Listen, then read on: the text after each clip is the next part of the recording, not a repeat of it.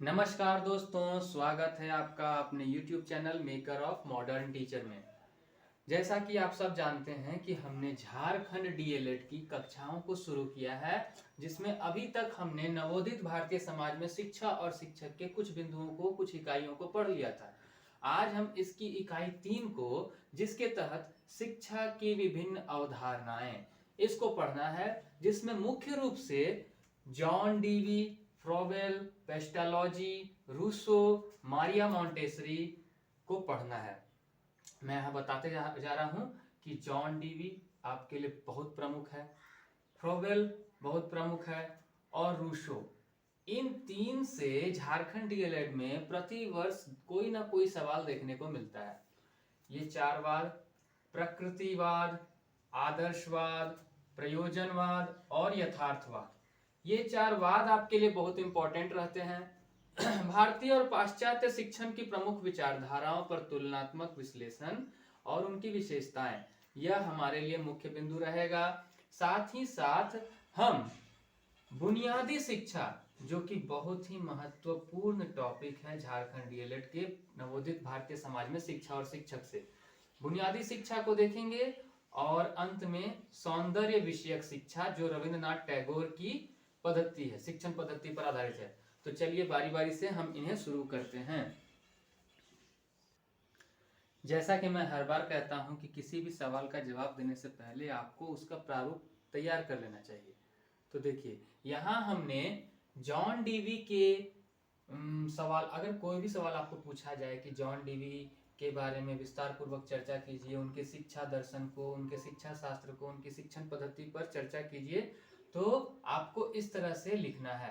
उनकी जीवनी के संबंध में संक्षिप्त परिचय, उनका दार्शनिक चिंतन, जॉन डीवी के अनुसार शिक्षा, जॉन डीवी के अनुसार शिक्षण विधि। तो इन चीजों को जब आप लिखेंगे तो कुछ इस तरीके से यहाँ सामने मैंने प्रस्तुत किया है शिक्षण पद्धतियों को। तो देखिए, जॉन डीवी की जीवनी को मैंने लिखा है कि उनका जन्म 1859 ईस्वी में अमेरिका में वॉशिंगटन में हुआ था। यह 19 वर्ष की आयु में अमेरिका में वॉरमोंट यूनिवर्सिटी से बीए किए थे। शिकागो में इन्होंने दर्शन शास्त्र के प्रोफेसर के पद पर इनको नियुक्ति मिली थी और शिकागो में ही इन्होंने प्रोग्रेसिव स्कूल खोला, जहां करके सीखने की शिक्षा पद्धति की इन्होंने शुरुआत की। यही इनका सबसे प्रमुख है। इनको इसी के आधार पर प्रयोजनवादी माना गया है। यह कई सामाजिक व शैक्षिक संस्थाओं की इन्होंने स्थापना की, जिसके लिए इन्हें सम्मानित भी किया गया, डॉक्टर का सम्मान दिया गया। जॉन डीवी के खुद के 6 बच्चे थे। ऐसा कहा जाता है कि वे अपने बच्चों को सिखाते सिखाते कई शिक्षण विधियों की के द्वारा शिक्षण समस्याओं का हल करते हुए उन्होंने कई तरह की विधियां स्थापित की। आधुनिक शिक्षा प्रणाली में यदि कहा जाए तो जॉन डीवी ने एक प्रकार की क्रांति मचा दिया। संसार में कोई भी ऐसा देश नहीं है जहां उनके शिक्षा संबंधी विचारों के द्वारा शिक्षा संबंधी व्यवस्था में सुधार न किया गया हो। हम यहाँ देखेंगे कि 1952 में इस महान शिक्षा शास्त्री का निधन हो गया, परंतु इनके द्वारा रचित कुछ प्रमुख कृतियां ये हैं कि प्रजातंत्र और शिक्षा व्यवस्था, जो 1916 में, विद्यालय और समाज 1899 में, विद्यालय और कल 1915 में, हाउ वी थिंक 1910 में, और एक और रचना है मानव संस्कृति में स्वतंत्रता। तो ये हमने देखा जॉन डीवी का संक्षिप्त जीवन परिचय। अब हम आगे के जॉन डीवी के दार्शनिक चिंतन को देखेंगे। इसे आप लोग स्क्रीनशॉट ले लीजिए। इनके दार्शनिक चिंतन को यदि हम देखते हैं तो सबसे पहली बात जो है कि जॉन डीवी भी स्पेंसर की तरह विकासवाद में विश्वास करते थे और इनके अनुसार कोई भी सिद्धांत तथा आदर्श शाश्वत नहीं हो सकता है। वह केवल जीवन को नियंत्रित तथा नैतिकता को बनाए रखने के लिए प्रेरणा स्वरूप है। इसी कारण इन्हें प्रयोजनवादी भी कहा जाता है और प्रयोजनवादी के प्रबल समर्थक ये कहलाते हैं। हम देखते हैं कि जॉन डीवी को प्रयोजनवादी विचारधारा का समर्थक इस आधार पर माना जाता है कि वे किसी भी मूल्य, किसी भी नियम, किसी भी सत्य को शाश्वत नहीं मानते हैं। इनकी दार्शनिक चिंतन को हम 3 भागों में बांट कर देखते हैं: तत्व मीमांसा, मूल्य मीमांसा और ज्ञान मीमांसा। तत्व मीमांसा में हम यह जानते हैं कि इनके विचार के अनुसार प्रत्येक विश्वास तथा विचार तथा सिद्धांत की सत्यता को फल से आंका जाना चाहिए, अर्थात वे विचार तथा विश्वास की व्यवहारिकता को सत्य मानते हैं।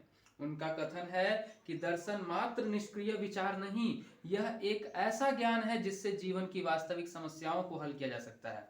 ज्ञान मीमांसा के आधार पर जॉन डीवी का स्रोत अनुभव है। वह ज्ञान का स्रोत जो है ना, अनुभव को मानते हैं और यही हमारे आचरण में परिवर्तन करता है। अनुभव के कारण हमें सही ज्ञान मिलता है, इसलिए जॉन डीवी अपने दार्शनिक चिंतन में अनुभव के माध्यम से प्राप्त किया हुआ ज्ञान को सत्य मानते हैं।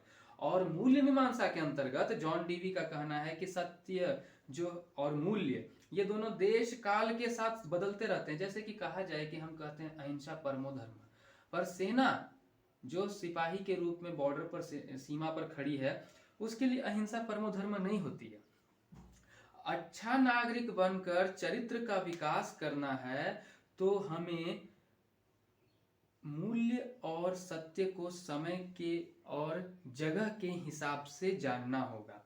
वह अन्य मनुष्यों के साथ रहकर ही अपना विकास करने पाएगा मनुष्य, ऐसा मानते हैं। विद्यालय समाज का लघु रूप है, यह इन्हीं का कथन है। और जॉन डीवी सामाजिक मूल्य को सबसे अधिक तथा धार्मिक मूल्य को सबसे कम महत्व देते हैं। अब हम इसके आगे देखेंगे कि जॉन डीवी के अनुसार शिक्षा क्या है, शिक्षा के क्या कार्य और उद्देश्य होते हैं। चलिए अब हम देखते हैं कि जॉन डीवी के अनुसार शिक्षा के क्या क्या कार्य हैं व उनके क्या उद्देश्य हैं। मैंने यहाँ सभी प्रमुख बिंदुओं को लिखने का कोशिश किया है, आप देखते जाइए और समझते जाइए। जॉन डीवी के शिक्षा दर्शन को हमने जाना, शिक्षा का दार्शनिक चिंतन उनका हमने देखा। हम ये भी जानते हैं कि जॉन डीवी जो है वह प्रयोजनवादी विचारधारा के हैं और यह शिक्षा को एक प्रक्रिया मानते हैं, अर्थात कैसी प्रक्रिया, त्रिमुखी प्रक्रिया, जिसमें एक तरफ विद्यार्थी, एक तरफ शिक्षक और दूसरी तरफ समाज होता है, जिसके आधार पर हम पाठ्यक्रम का निर्माण करते हैं। और विद्यालय को इन्होंने समाज का लघु रूप माना है। बालकों को उनके अनुभवों को प्राप्त करने पर बल दिया जाए, यह इनका सबसे प्रमुख शिक्षण सिद्धांत है। जॉन डीवी के अनुसार शिक्षा का कोई उद्देश्य नहीं होता है, बल्कि उद्देश्य व्यक्ति के होते हैं। अतः ये उद्देश्य व्यक्ति की समस्त शक्तियों को बढ़ावा देने के लिए होने चाहिए। बच्चों की रुचियों व आदर्शों के अनुसार ये परिवर्तनशील होते हैं। ये कहते हैं कि शिक्षा पूर्ण रूप से निश्चित एवं अपरिवर्तनशील नहीं होती है, बल्कि शिक्षा बदलती हुई परिस्थितियों में उसकी पुनः निर्माण की प्रक्रिया के रूप में चलती है। शिक्षा स्वयं में एक जीवन है और साथ ही शिक्षा को जीवन की तैयारी भी इन्होंने माना है। शिक्षा को मार्गदर्शक मानते हैं, शिक्षा को सामाजिक प्रक्रिया के रूप में देखते हैं। जॉन डीवी के अनुसार शिक्षा का कोई उद्देश्य नहीं है और ये उद्देश्य जो हैं वह या तो परिस्थिति जन्य व तत्कालिक होने चाहिए, अनुभवों के निर्माण में सहायक होने चाहिए, वातावरण से समायोजन में सहायक होने चाहिए, गतिशील व विस्तृत दृष्टिकोण का निर्माण करने वाले होने चाहिए। जॉन डीवी के अनुसार जो शिक्षा का पाठ्यक्रम होना चाहिए वह मूल रूप से 3 बिंदुओं में ही परिभाषित हो जाता है। एक अनुभवजन्य, जिसके आधार पर हम कह सकते हैं कि बच्चा खुद करके सीखे, उसी को कहा गया है कि करके सीखने की पद्धति पर आधारित होना चाहिए, जिसके आधार पर हम देखते हैं कि प्रोजेक्ट विधि, खोज विधि, इनका निर्माण हुआ। तीसरा बाल केंद्रित शिक्षा, जिसके आधार पर हम चाइल्ड सेंटर्ड एजुकेशन को देख पा रहे हैं। तो यह थी जॉन डीवी के अनुसार शिक्षा के बारे में। अब जॉन डीवी के अनुसार शिक्षण विधि और अंत में उनका समालोचना को देख लेंगे। चलिए अंत में हम देखते हैं जॉन डीवी के अनुसार शिक्षण विधियां क्या क्या हैं।